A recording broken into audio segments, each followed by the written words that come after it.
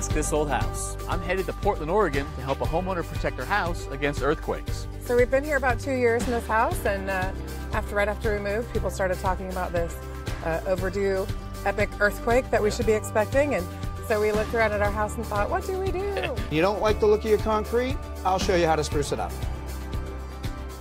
And there's an exterior wall right here, but this dryer vents way over there. I'm headed to Cleveland to figure out why and to fix it. And then come all the way back here, Yikes. where it vents through the exterior. That's like 40 feet. 37, I measured it.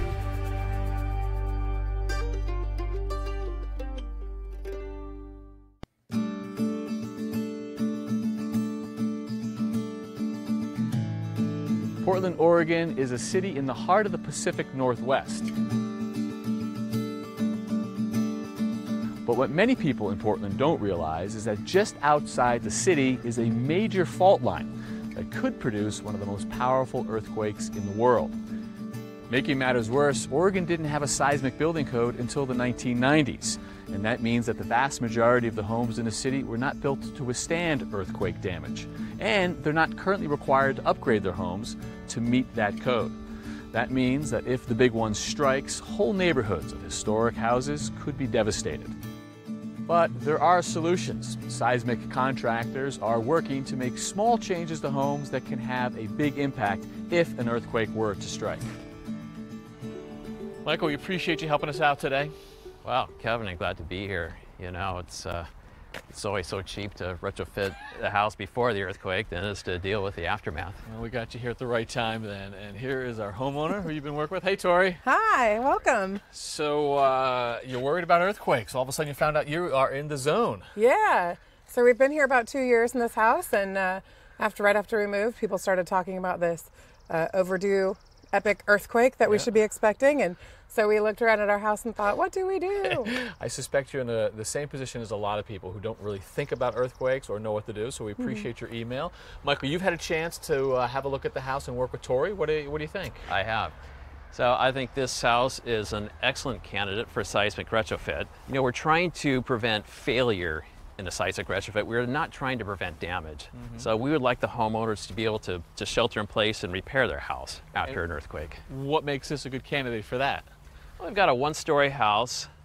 We've got good geology here. This ground is going to shake a lot less than the vast majority of the region. We've got a nice load path from the roof down to the foundation. We've got a nice poured concrete foundation. We just need to be able to transfer those loads from the house into the foundation. We want to continue that load path. So help me understand what's going on in an earthquake and what a house doesn't like about it.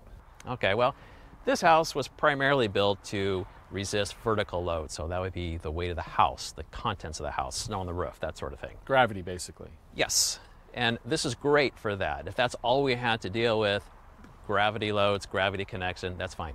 But in an earthquake, we've got the ground moving in a linear direction laterally. And so and we don't know what direction it's going to come from. So it's not this sort of big mixed up vibration. It's all of that energy in one direction. You may not know which direction, but it's all in that one direction. That's right. So think about it this way. It's like tapping the brakes on your car. Your car stops, but your body continues to move forward. Yeah, interesting. So in an earthquake, the ground moves forward in jolts or waves. The house wants to keep going. Hence your desire to connect that vertical load to the foundation. Exactly. That's the big trick here. Right. Okay. So you've got all the right things we're looking for. I get the one story is better than two. I like the good foundation. I like the sort of simplicity of the house. And you've already started some work in the basement. We have. Great. So down here in the basement, you can see we've got plastic up to prevent the contents from getting dusty. Starting to expose the bones of the house. That's right. So the way this house is constructed, there's a continuous load path from the roof system to the wall system to the floor system. Right now, there's no mechanical connection between the floor system and the foundation, and so in an earthquake, that becomes a weak point. To fix that, we need to transfer the load effectively from the roof all the way to the foundation, and to do that, we need to install specialty hardware. So the first thing we're going to do is we're going to install this shear transfer tie. And that goes? So it goes right there from the floor system or the rim joist to the sill plate. Okay. And then we're going to install a side plate. from the sill plate to the foundation. So you want it right there against the concrete? Right there. And a screw anchor from the side plate into the foundation. Concrete. We're installing the shear transfer tie with 10D nails, which are specified by the manufacturer. They get installed with a palm nailer. We're going to connect the side plate to the sill plate with a structural screw specified by the manufacturer. We're going to drill pilots so that we don't split the sill plate. For the concrete, we're going to install a 4.5-inch screw anchor. We want a 2/3 embedment into a 6-inch concrete wall. So we're going to drill a 1/2-inch hole with a hollow bit attached to a vacuum for dust control, and then we're going to drive in a 4.5-inch screw anchor with an impact wrench.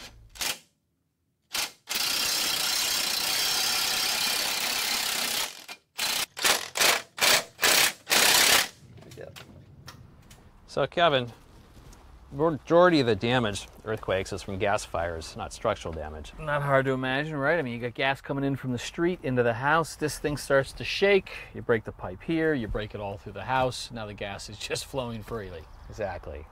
So what we're going to do to mitigate that is we're going to install an earthquake-activated gas shutoff valve here at the meter. What is this? What am I looking at here? So, all right, so I can look right through there. Gas flowing through it, no problem. Yeah, I'll shake it.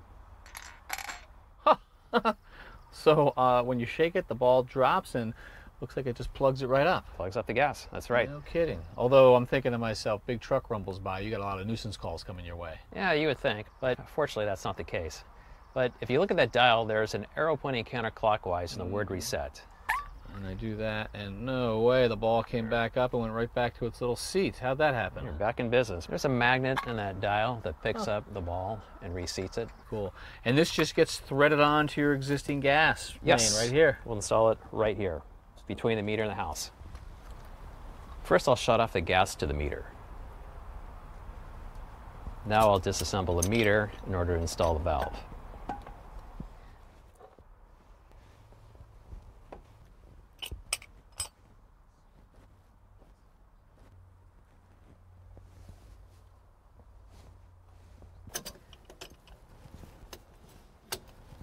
So this is a relatively straightforward valve to install. I'm going to remove this 3-inch section of 3/4-inch pipe. I'm going to install 2 nipples into the ends of the gas valve using threading compound. I want to make sure all my threaded components are sealed properly.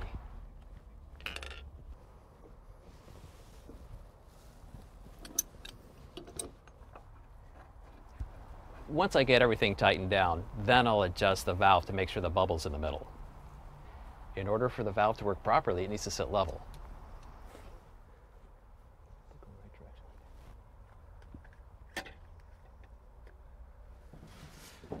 All right, Tori, we've talked about addressing structural issues. Now let's talk about non-structural issues. So you think about this, in an earthquake, all of the stuff in this room is going to be on the floor and moving.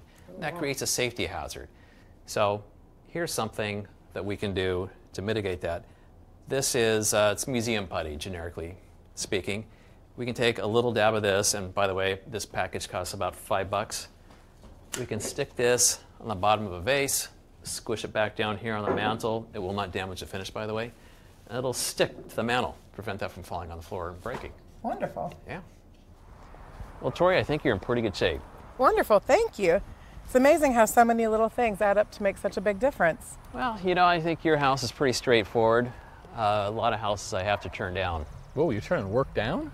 Well, we have a problem here with poor quality foundations. Houses built before 1930. Poor quality components and a formulation that consisted of a scoop of this and a scoop of that. Yeah, so I guess if it's not built well to begin with, it's harder to retrofit and save. Well, that's true. Those walls are just going to implode into the basement. Right. Well, thank you so much, Michael, and thank you, Kevin, for coming out to Portland. Well, I love being in Portland, but all the thanks goes to Michael and his crew. We appreciate the work he did on the house. Oh, anytime. Thank you guys so much. It's pretty amazing, all the hard work that they did to fasten the wood framing to the masonry. And all they used was some museum putty to fashion all the little knickknacks. Right. Well, that's all we showed you. Michael and his crew also secured bookcases to the wall, mirrors and pictures to the wall. The idea is you wake up in the middle of the night after an earthquake and you don't want broken glass and all of your belongings strewn around the floor. You want to be able to navigate through the house. Yeah, makes sense. And if that house starts moving, there's a prime culprit in any house, which is a water heater like this. This is a column filled with water, plenty of weight. If it starts moving, you got to worry it being top heavy, and if it does, it could break the gas pipe here or the water pipe here. So any time we're in an earthquake zone, you want to secure the water heater with a strap like this to 2 or 3 places to just hold it tight. Which Michael and his crew did for us as well at that house. That's great. Mark, concrete, sort of a universal building material, cheap, easy to work with, but not great to look at. Right. So that's why I like to use a masonry stain. Stain, not paint? Stain, not paint.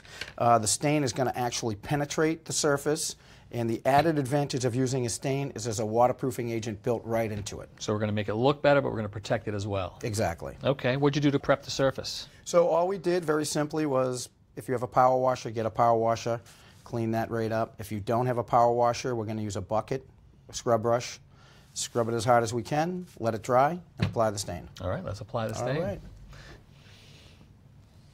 This is water-based? Water-based. Regular brush? Regular brush. Regular brush strokes? Regular brush strokes. So at this point, we're just painting any old surface, right? Nothing more to it than that. And I don't know, was that brown or beige or something? Is this one of 3 colors they offer to choose from? Well, another great advantage of this stain is a bunch of years ago, that's what it was, 4 or 5 colors. Now if you bring a chip in, they can mimic any color that you have. No way. Like, so you go to the paint department with a chip and they mix? Paint department of any hardware store is going to be well equipped to take care of any color. It looks like you're getting pretty good coverage. Yeah. Are you a 1-coat guy, or do you think 2 coats is necessary? You know what?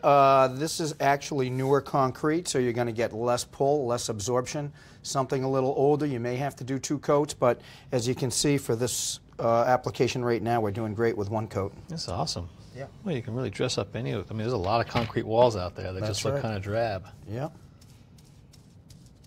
They usually will match the color of a house or not, and use the foundation color as an accent, but we're seeing a lot of it both commercially and residentially right now. And if I have an unfinished interior basement, I presume I can do this on the interior side of the foundation as well as the outside? Yeah, this is not just an exterior only. You can use it inside or outside.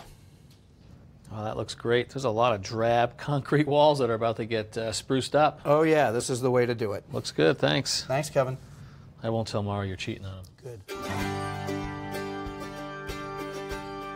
If you've just bought a new house, the first thing you should always do is change the locks.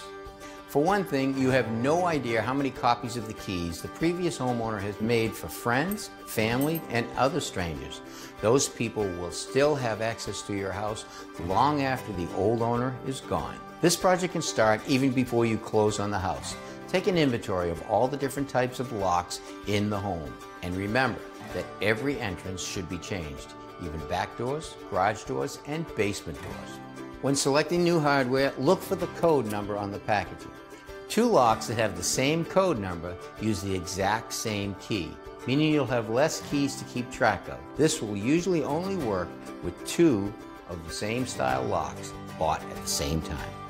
If you need multiple styles of locks, a deadbolt, a knob, and even a lever, for example, most home centers and hardware stores can rekey the locks when you buy them, so you only have to worry about 1 master key for every lock in the house.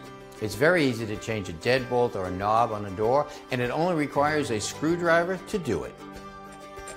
Simply back out the 2 screws on the inside of the door to remove the interior and exterior portions. On the edge of the door, you have a spring-loaded striker or latch right here for the knob. At the top, you have a latch right here for the deadbolt. There's 2 screws that hold those in on each one. You don't always have to replace them if you're not changing the finish. To install new hardware, simply reverse the process. Most locks are built to accommodate doors of all sizes, so it doesn't take much to get them to fit. Changing the locks on your doors is a simple project that only takes a few minutes, and it gives you peace of mind in your new home.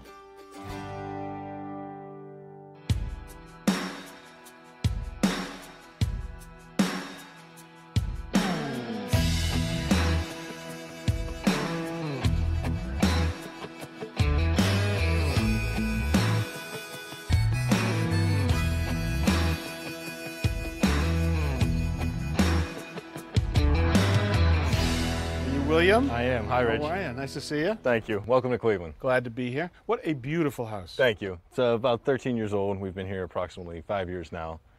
And like any house, it's come with its share of surprises. You know, they all do, don't they? They do. Show me around, would you? This way. Thanks. So, Richard, upon moving in, I took on a lot of projects around here.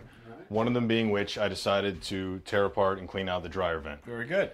Discovered it was pretty clogged. Okay. And there's something else I'd like you to see. Okay, so your electric dryer right here. The dryer vent goes right here into the wall. Does it go right outside? You'd think so. No? It doesn't. Let me show you. All right. All right, so here we are in the basement, underneath the dryer. This here's the exterior wall that we saw when we were originally upstairs. Yeah. You can see the duct from the dryer comes down, makes a turn, comes all the way over here to turn, to go up, to make another turn, and then come all the way back here Yikes. where it vents through the exterior. That's like 40 feet. 37. I measured it. All right, well, there's a lot I do not like about just this from a basic ductwork standpoint. You've got a dryer upstairs, it's an electric dryer, and that air is filled with temperature and moisture and a little bit of lint. Okay. Pushing down through this ductwork and moving along here, any lint might want to fall out to the bottom. Now, it comes along horizontally, but look at this. It starts to pitch right here. See it? Down here, so that means any lint could settle right here. Now it gets to here, and there's an elbow. That's like a perfect lint trap, so that force of that air would never be strong enough to push the lint up and out of the building, so it's should collect right here. And I can confirm when I tore it apart to clean it, it did collect and was a good clog point right there. It's a perfect lint trap. Right. What I don't get is how this could get this way, meaning if you had a dryer right here, why they wouldn't just pick it to come and just vent it to outside. So, I mean, here's an old duct here. Look at this here now. Here's a dryer vent, and there's a wire next to it. So I wonder if they ever had the dryer right here originally, it would have had an elbow on it going right onto that ductwork. That would have been perfect. It would have been a perfect straight line to outside with pitch. Okay. I wonder if they abandoned that dryer location and moved it to here, this was probably the easiest thing for them to do. Possibly. It was in its current configuration when we moved in, but quite possibly. Well, this ductwork is going to give you fits. It's going to keep on clogging. I want to look at if we can just vent it directly outside. The shortest distance between 2 points is? Straight line. That'd be great. All right, so on this side of the building, pretty wide open canvas. You can see the window from the laundry right here. That means our dryer would be right about here. We'd put the dryer vent right there probably. What's that, a cable box, electrical meter, and the exhaust from the fireplace right here. I mean, there's no prohibition against putting it right there. Great. Let's grab some tools. All right. All right. So first thing we want to do is to drill a hole through your building for the vent in the correct place. All right, so off the back of the dryer, there'll be a 4-inch galvanized smoke pipe elbow that'll stick onto the back right here, and that helps us now determine our height. So we'll be about 6 inches off the finished floor to center, and our wall wants to be right here. So that wants to be about, what, about 2 inches, 2 1/4 inches from the back wall. 6 and 2 1/4.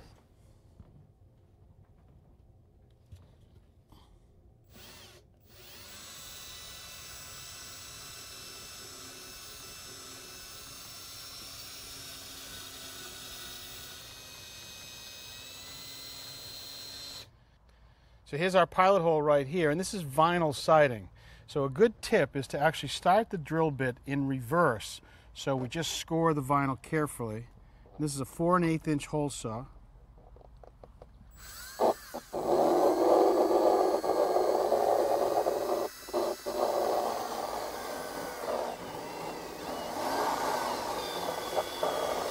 Switch the drill.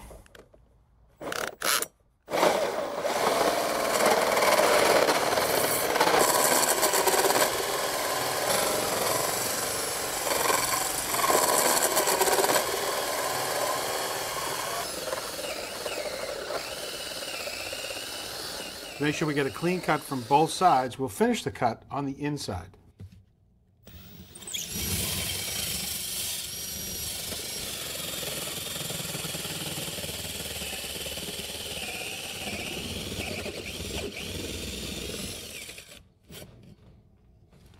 All right, so the termination on the outside of the building will look like this, and it has these one-directional louvers that'll open when the fan is on and close when it's not. A really nice optional critter cover that'll go over the top of it. All right, so now we need the measurement from inside here with a straight piece of pipe like this. Is that galvanized duct right here. We've got to cut this to length to fit onto that elbow. So it is, at the end of it, it'll bring us right to about 12 inches right here to the side. And then I take the measurement here, and that's 5 to 5 1/4. So we need 17 1/4. I'm going to make that a little bit heavy so we make sure the machine stays off the wall so it doesn't vibrate. Great. We're going to seal all the connections with a foil tape, not duct tape. Okay. Why don't you pass that in to me from outside? Thank you. Beautiful fit. Lovely.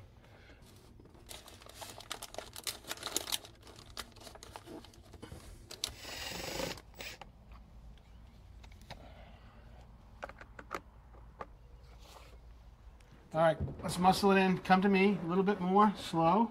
Keep coming in. Keep coming in. Keep coming. Push now. Okay, right there. Good. Now let me just snug up this clamp.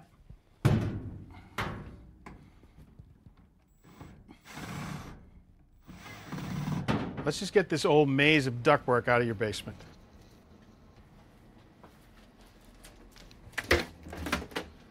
How do we do after a couple years? Not too bad. Okay. Yeah, not bad. So take that.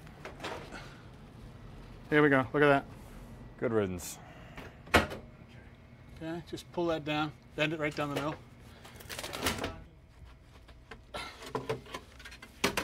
There you go. Finally, we'll plug up that old vent to outside. All right, time to put you back in business. Plug you in. The new duct runs to outside. That lint doesn't stand a chance. Great. All right, now any dryer, there's one more thing people always forget about. There's a lint filter somewhere. All right, it's either down the bottom. Sometimes it's in the door. In your case, it's right here. So let's see how you've done. Oh boy, you still got some work to do. Oh boy. All right, Okay. I'll leave you to it. Great. All right, my friend. Thanks for coming. Okay.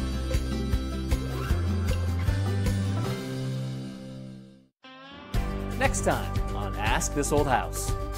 We are completely overwhelmed with weeds. We just don't even know what to do. I'll transform this chaotic patch of weeds into a tranquil secret garden. Every house that has natural gas has one of these. I'll tell you what it is and how it keeps you safe. And I'll show you how to update your cabinets with soft close, hinges, and slides. Full extension, you can reach all the way to the back. Great. Let me try it. Ask This Old House has much more to show you. To watch full episodes anytime, go to pbs.org/askthisoldhouse. And join us on Facebook, Twitter, and Instagram. This Old House magazine, the companion to our television series, provides trusted information from our team of experts. You can use your credit card to subscribe for 1 year. That's 6 issues for $10. Just call 1-800-221-5900.